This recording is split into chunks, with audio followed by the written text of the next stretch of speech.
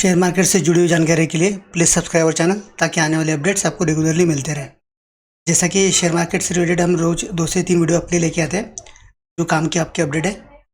तो आज का जो अपडेट है एसआरएफ कंपनी का है। SRF company fundamental strong company category में आते हैं। कंपनी की टेक्निकल एनालिसिस अगर आप करेंगे तो उसमें भी आपको कंपनी में प्रॉब्लम की जगह ऐसा कुछ दिखता नहीं है। और ओवरऑल अगर पिछले कुछ दिनों से ऑब्जर्व करेंगे तो कंपनी गिर रही है। तो जैसा मार्केट में प्रेशर है, सब शेयर गिर रहे हैं, तो ये भी शेयर एक कॉमनली गिरना ही चाहिए, उसमें कोई बड़ी बात नहीं है।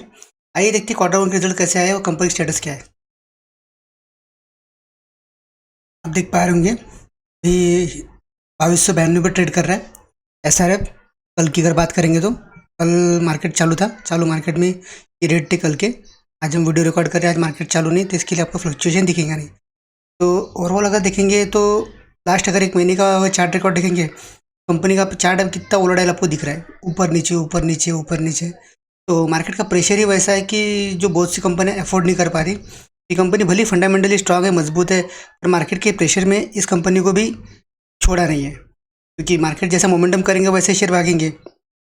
अगर आप कंपनी के रिजल्ट आने के बाद की बात करेंगे तो उसमें आपको 2.5% गिरावट दिख रही है, मतलब रिजल्ट क्या खराब आ गए कंपनी के। तो यही जानने की कोशिश करते हैं, क्योंकि मार्केट कैप कंपनी का 68,000 करोड़ की है। कंपनी केमिकल सेक्टर में अच्छा खासा नाम है, डाइवर्सिफाइड केमिकल सेक्टर कंपनी है, कंपनी जो वर्किंग करती है। और कंपनी आने वाले समय में अच्छा खासा बना के दे सकती है। Company 2773 company all time high लगा चुकी है। अभी देखते हैं क्वार्टर वन के रिजल्ट में कंपनी क्या शो अप कर रही है। जैसे कि आपके सामने अभी दिख पा रहा है एसआरएफ लिमिटेड क्वार्टर वन के रिजल्ट और जून 30 2022 के हिसाब से अगर देखा जाए तो कंपनी का सबसे बड़ा सेगमेंट हम जब से पहले रिव्यू करते हैं तो रेवेन्यू फ्रॉम ऑपरेशंस, उसमें से sales of products and other income. Total अगर रेवेन्यू देखा जाए इस क्वार्टर का तो कंपनी का टोटल इनकम 3119 करोड़ के है। 3119 करोड़ का कंपनी का अगर आप देखेंगे तो भी प्रॉफिट दिख रहा है इस क्वार्टर का। लास्ट क्वार्टर का अगर देखेंगे तो 2808 करोड़ का था। तो क्वार्टर ऑन क्वार्टर अगर आप देखेंगे तो कंपनी का जो इनकम है वो बड़ा है।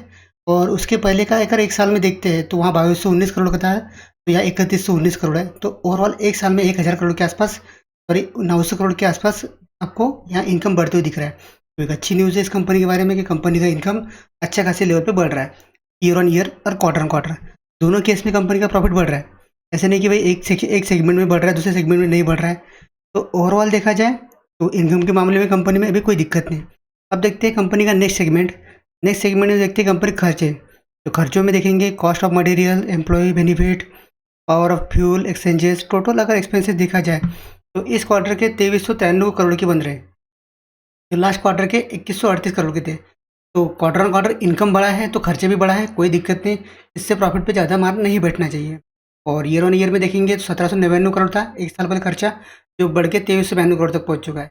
तो 500-600 करोड़ से खर्चा बढ़ चुका है और 900 करोड़ से आसपास इनकम बढ़ चुकी है ईयर ऑन ईयर में। तो इसमें कोई दिक्कत नहीं, इससे प्रॉफिट ही बढ़ेगा कंपनी का। अगर आप प्रॉफिट देख रहे हैं तो प्रॉफिट में आपको दिख रहा होगा यहाँ पे, अगर इसको हाईलाइट कर लेते हैं।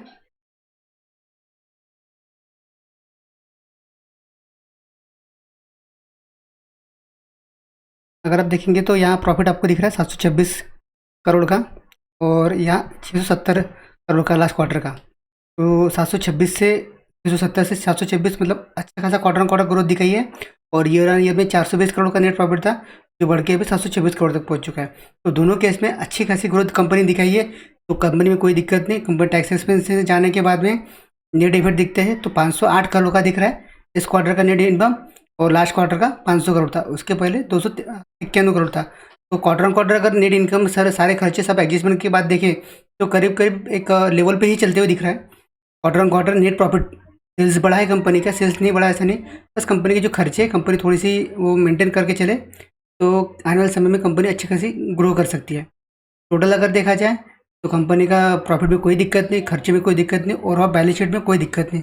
अगर आप देखेंगे कॉम्प्रिहेंसिव इनकम में तो कॉम्प्रिहेंसिव इनकम में भी वहाँ समस्या कुछ नहीं दिख रही, जैसा रेगुलर है वैसे ही दिख रहा है, कोई नया चेंजेस नहीं दिख रहा है। टोटल कॉम्प्रिहेंसिव इनकम अगर देखा जाए तो वहाँ थोड़ा सा इफेक्ट दिख रहा है कि वहाँ जो effective on portion of gain loss जो है कैश फ्लो का, मतलब जो उधारी वगैरह रहती है, वहाँ कंपनी थोड़ा सा वो पेंडिंग है 162 करोड़ का अभी आपको दिख रहा है प्रोविजन करते हुए। तो उसकी वजह से थोड़ा सा हल्का सा प्रॉफिट में आपको डाउनफॉल दिख रहा है, पर कोई ऐसा टेंशन वाला मैटर नहीं और कंपनी खत्म वाली मैटर नहीं। अगर आप ईपीएस देखेंगे तो 16.88 था लास्ट क्वार्टर का, जो बढ़ के 17.15 हो चुका है। तो ईपीएस से आपको एक चीज़ समझ में आ जाएगी कि कंपनी ग्रो कर रही है।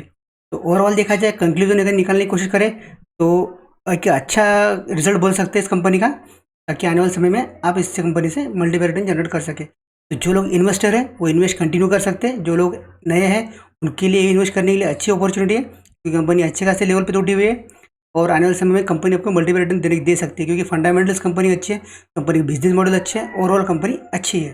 Thank you for watching videos, stay continue with us.